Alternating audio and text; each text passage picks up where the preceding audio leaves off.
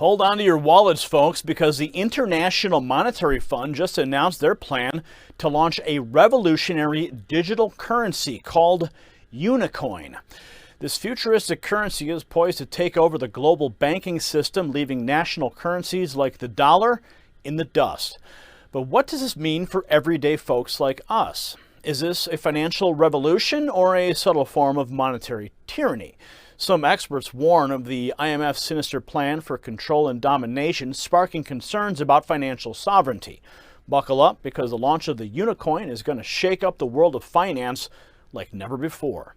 I'm Gary Franchi, your freedoms at stake. Get the news that impacts America. Tap subscribe right now and help us to preserve it. Are we on the verge of a dystopian future where the government controls every aspect of our lives? The latest developments in the financial world suggest that we may be just a few steps away from this nightmare. The IMF has made a major announcement of a new central bank digital currency, and it's been admitted that the digital euro will be used to control humanity. This revelation has left millions of people across the world scared and vulnerable. The International Monetary Fund, or the IMF, has announced its plan to introduce a central bank digital currency called the Universal Monetary Unit, or UMU. And according to the IMF, this digital currency is designed to enforce banking regulations and protect the financial integrity of the international banking system. However, critics are warning that the UMU is just a tool for governments to control people's finances and step up surveillance. The IMF's latest move towards financial globalism is just another insidious attempt to control our lives. The UMU will track our every financial move and give the government the power to monitor every transaction that we make. Are you ready to live in a world where every financial decision you make is monitored and controlled by the government? The IMF wants to make it a reality in their latest scheme. ECB President Christine Lagarde's admission that a digital euro will be used to control the payments people can make validates the fears of the UMU critics. Lagarde revealed that the digital euro would be used in a limited way, hinting at the government's aim to control our financial transactions. Watch. You're introducing the electronic euro, as I know. Yeah. So yeah. How can switching to an electronic currency help? Well, two things. Number one, it will be decided in October. So we are preparing the ground. We want to be ready. We want to be trained, but it will not be decided until October 23. Mm-hmm. The reason I'm personally convinced that we have to move ahead is a situation like the one we are in now. We are dependent on the supply of gas by a very unfriendly country. I don't want Europe to be dependent on an unfriendly country's currency. For instance, I don't know, the Chinese currency, the Russian currency, the whatever. Now we have in Europe this threshold. Above 1,000 euros, you cannot pay cash. If you do, you are on the gray market. So you take your risk. You get caught, you are fined, or you go in jail.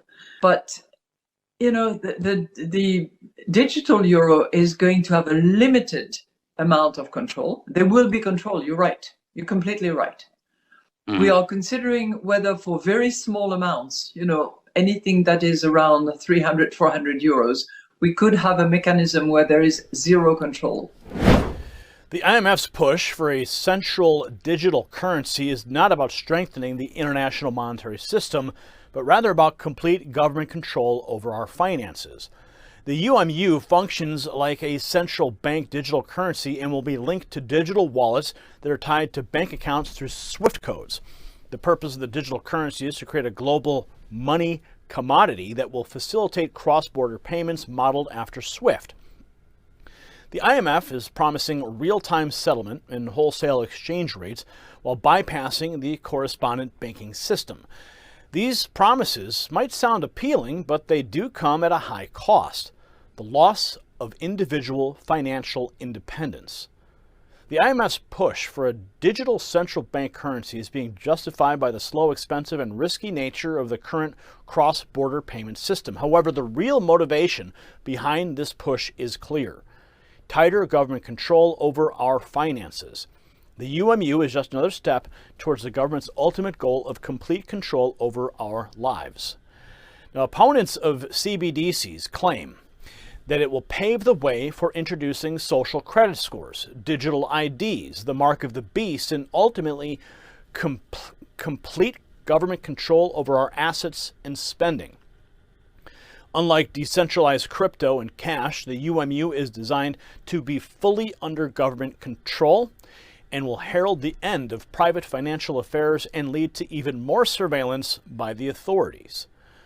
The IMF's Universal Monetary Unit is another attempt by financial globalists to control our lives.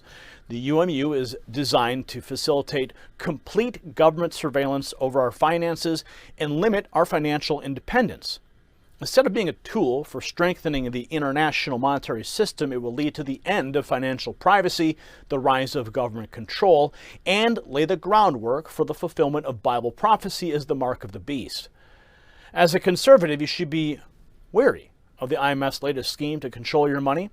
The UMU is not the solution, but the beginning of a much bigger problem. It's time to reject the UMU and fight for financial freedom. Let's continue the conversation in the comments below. For the Next News Network, I'm Gary Franchi. You possess the power to impact the global narrative. Please share this report. And to get more videos like this, become a Next News subscriber by clicking the link below. Thank you for watching the Next News Network.